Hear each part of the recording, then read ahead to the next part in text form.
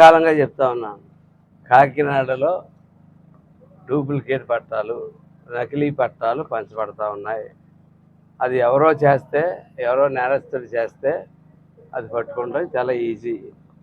స్వయాన శాసనసభ్యుడి తండ్రి, అతని తమ్ముడు, అతని యొక్క అనుచరుడు నలుగురు కలిసి వాళ్ళే డూప్లికేట్ పట్టాలు కొట్టి ఈ రోజు దాకా అలా ఇస్తానే ఉన్నారు, అమ్ముతానే ఉన్నారు. స్వామినగర్లో మేమైతే ఏంటిది ఇన్ని పట్టాలు ఇస్తున్నాడు, డబ్బు 3 లక్షలు 4 లక్షలు తీసేసుకుంటున్నారు, ఏంటిది అని చెప్పి తిరుగుతూ ఉంటే మాకు ఎక్కడ చూసినా వాళ్ళకి సైట్లు కనపడట్లేదు, పట్టాలే కనపడతా ఉన్నాయి. స్వామినగర్కి చెందిన అతని పేరేంటి, రామకృష్ణార్జున్, అతను రైట్ ఇన్ఫర్మేషన్లో పెట్టి చూస్తే ఆ తహసీల్దార్ గారు ఏమైనా ఇచ్చాడో తెలుసా అండి? గత సంవత్సరంగా నేను ఏ రకమైన పట్టాలు ఇష్యూ చేయలేదు అన్నారు. అంటే ఇక్కడ మీరు ఇస్తున్న పట్టాలు ఏం పట్టాలు? ఎంఆర్ఓ ఆఫీస్ నుంచి ఇష్యూ అవ్వలేదు, తహసీల్దార్ ఇష్యూ చేయనటువంటి పట్టాలు ఇస్తా ఉన్నారు. అలాగే మోసపోయాడు పాప ఈ కుర్రోడు పేరేంటి? ఎవరు నష్టపోయింది? కాపీ మేస్త్రి.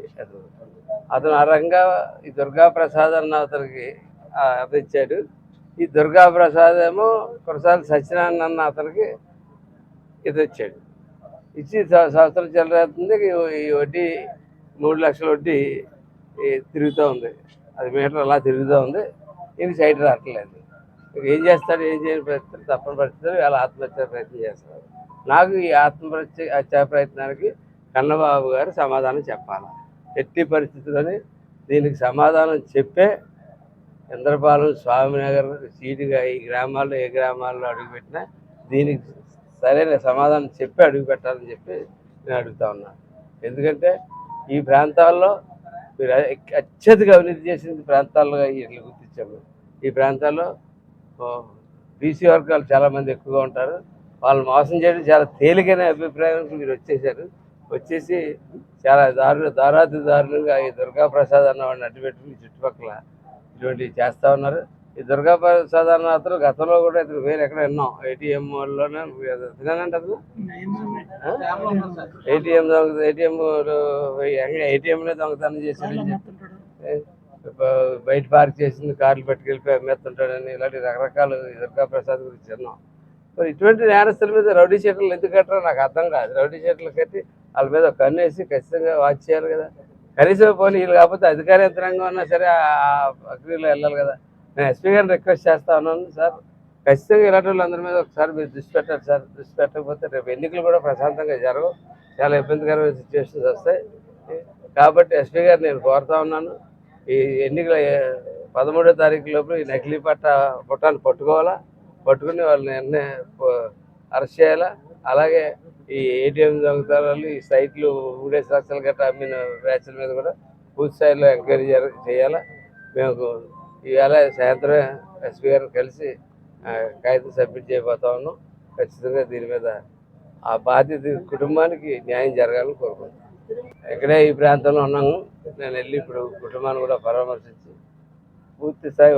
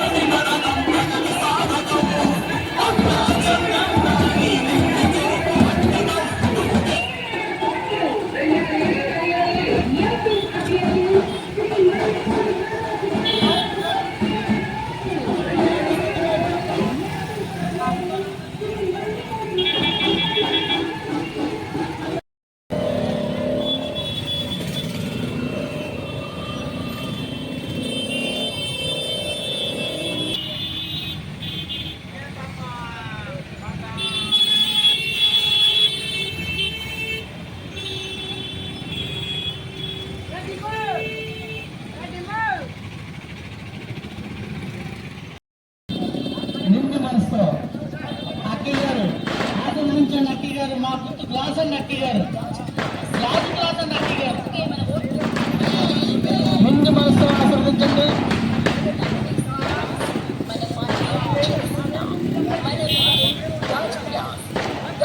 మనకు ఆశాజ్యోతి పంతోనారాజీ గారు చెల్లి మన గుర్తేటమ్మా గ్లాసు అమ్మా నిండు మనసు ఆశీర్వదించండి.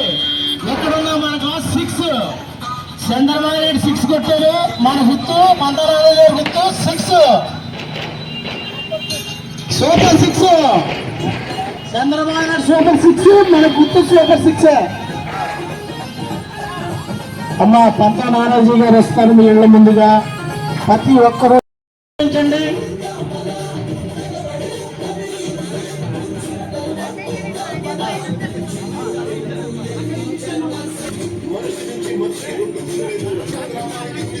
నిండు మనసుతో ఆశీర్వదించండి. ప్రతి ఒక్కరు కూడా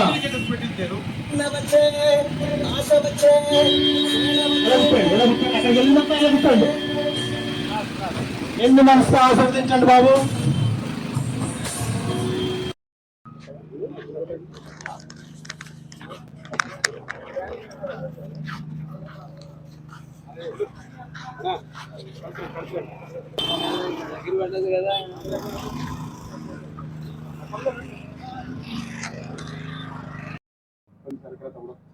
నేను చెప్తా ఉన్నాను చాలా